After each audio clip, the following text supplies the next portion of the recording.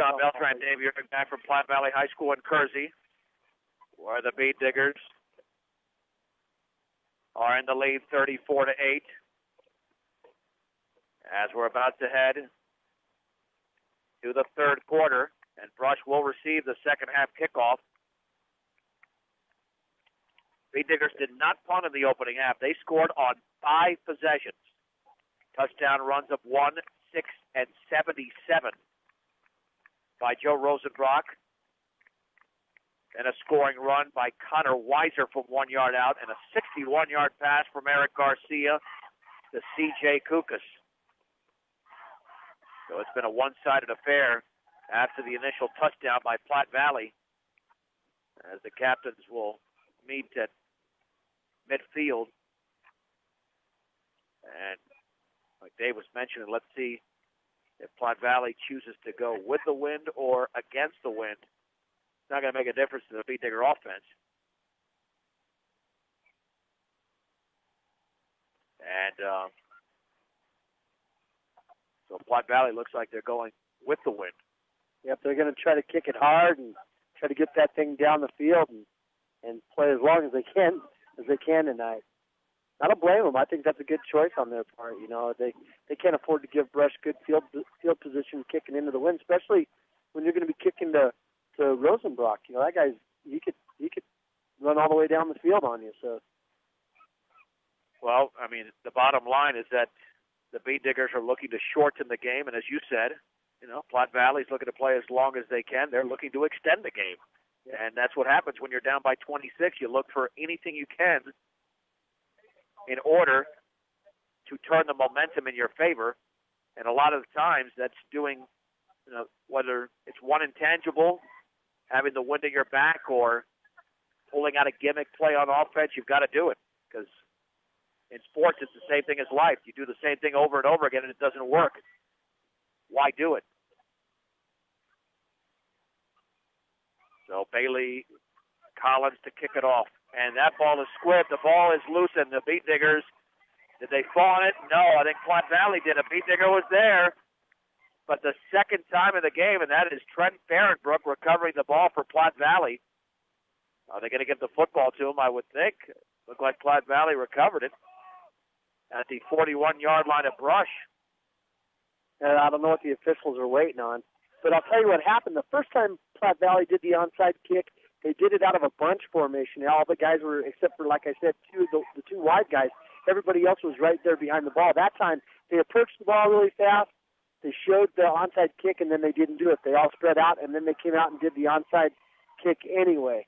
So, you know, it was a real effective play because it got Brush to decide to be, to just decide to relax. They relaxed because they didn't think it was going to be an onside kick, and now I don't know what's going on because they're going to make Platte Valley kick it again. I have no idea. I was looking for a flag, or was the official not ready to signal it in play? If he's not, then it should say 12 minutes instead of 11:58.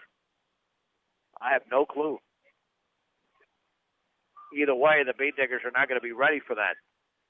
They've got 7 men up right at the 50-yard line, only 4 back, 2 deep in Hanson and Rosenbrock, and 2 intermediate players. But everybody else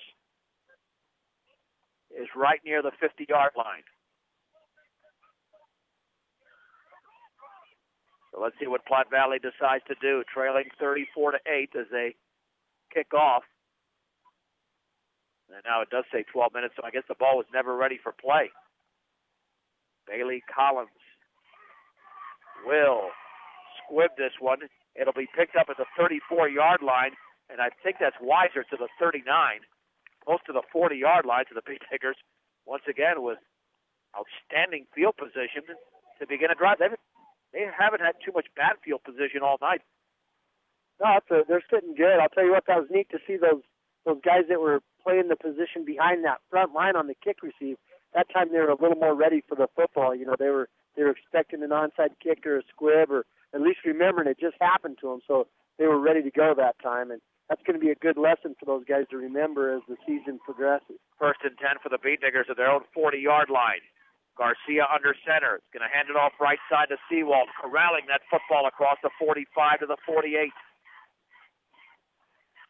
It's a gain of close to 8 yards in a play. Johnny Day made the tackle for Platte Valley. Second down, and we'll call it a long 2. So Brush is sort of in a double tight formation, except for on the right side, their tight end was actually one position wider. And then in between the tackle and the tight end, they had Kuka set up about a yard back. So it stretched that defense out quite a ways over there on the right side, makes sort of an unbalanced look, and that gave Seawald a lot of running room. Second down and 2. The ball's just shy of the 48-yard line. Garcia taking his time, and now the clock's inside of 5 seconds. He's going to hand it off. First down for Rosenbrock across the 50, and he's tackled inside the 45 to around the 41-yard line by Caleb Arnold. He was the only man that Rosenbrock had to beat.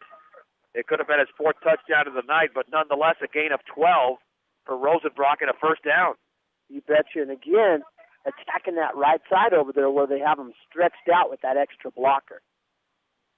Football's at the 42-yard line of Platte Valley. The Beat Diggers have had no trouble moving the ball on the ground tonight. First and 10 from the Platte Valley 42. The backs are split. And there's the give on the right side to Seawald inside the 35-yard line, still on his feet. He's got a first down as he drives to around the 30. It's a gain of 12 for Seawald. And another Brush Beat Digger first down.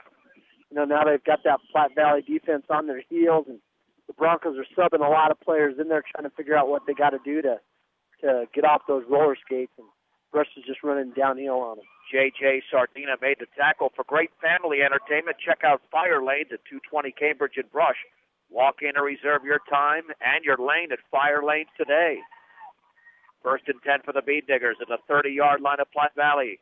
The backs are split, and there's movement on the right side by the Bead Diggers. It'll be first and 15 now from the 35-yard line. Looked like Shea Hansen was a little bit too quick. I think Garcia might have had it on 2 again, and Hansen must have thought it was on 1. First and 10 from the 35, make it first and 15. And Garcia is going to hand this ball off. Not much. Right up the gut. And that is Hunter Weiser for a gain of maybe a yard to the 34. It'll be second down and 14. 9:35 to go, third quarter. Brush leads 34-8.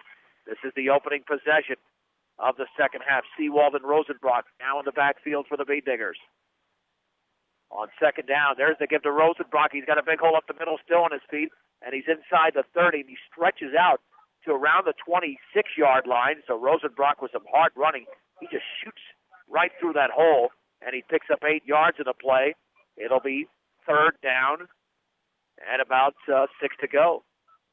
Folks at home that are just tuning in, Rosenbrock's got 150 yards now on 11 carries. And just running straight ahead with those dives, 24s and 25s. From the 26, third and 6 for the Bead Diggers at Platte Valley territory once again.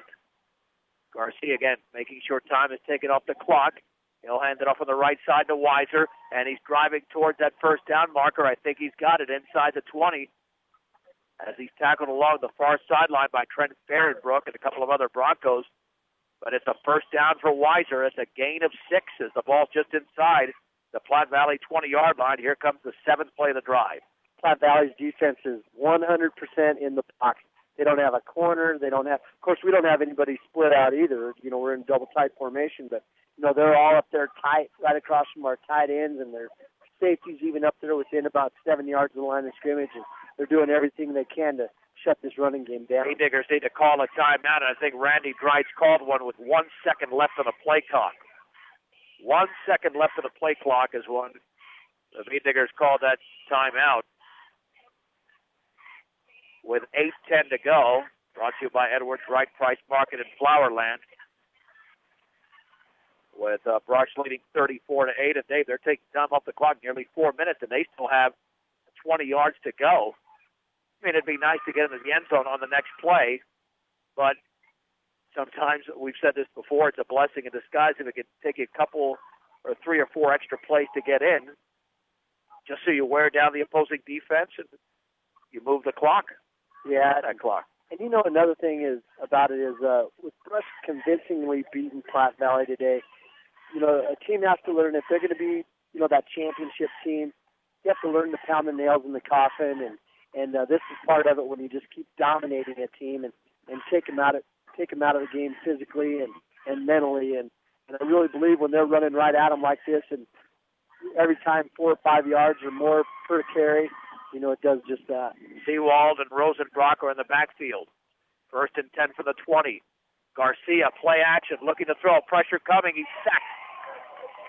Garcia is sacked by Caleb Arnold. And that one's going to go back. Or did he fumble the ball? I think he fumbled it.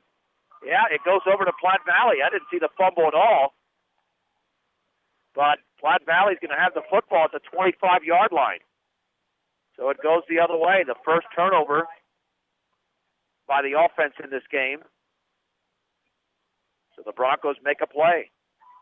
You know, they had a lot of pressure there. Platte Valley's bringing those blitzes, and they have fires going with their defensive ends, and there's people all over Eric, and he's going to have to learn to hold on to that football, take care of it, even when he has to take a sack. 1st and 10 from the 25. Shotgun for Adam Hange, and Hange is going to give the football up. No, he'll keep it himself running right. He's got some daylight to the outside, and he's tackled by Eric Garcia as he crosses the 30-yard line, close to the first down marker. Garcia had speed out there, but so did Adam Hange, who was able to pick up 10 yards on the play. It's 1st and 10 for Platte Valley. Or check it, it'll say 2nd and 1, but he's just maybe less than a yard short of that. Hange got 85 yards now on 9 carries. Just showing a lot of speed getting out there to the outside. 2nd down and about a foot to go for Platte Valley at their own 35-yard line along that right hash mark. 2 receivers to the right, 2 to the left. Hange has the football. He'll hand it off to Sean Moore, and Moore is going to be hit in the backfield. He had nowhere to go.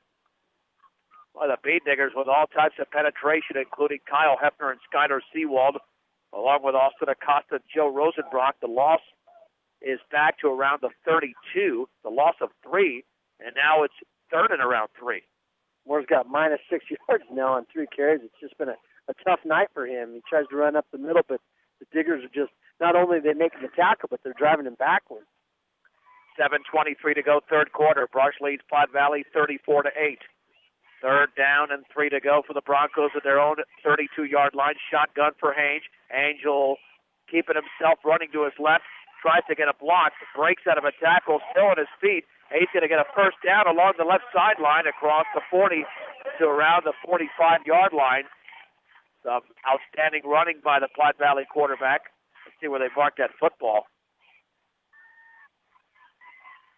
It's definitely across the 40. Did he get to the 44? It's a gain of 12. And a Broncos first down. And the one thing that Hange is doing is trying to get out of bounds. He did not there as the clock is running. 6:55 to go, 3rd quarter. Bead Diggers up by 26. Moore's the lone setback. Hange in a shotgun once again on 1st and 10. He fakes the handoff, option right. He'll pitch it right to Moore. Runs to the outside, and he's tackled by Rosenbrock around the ankles after a short gain to the 49. Still a sizable gain of around 5 yards. 2nd down and 5. And Platte Valley wants to do a little bit of hurry up right now.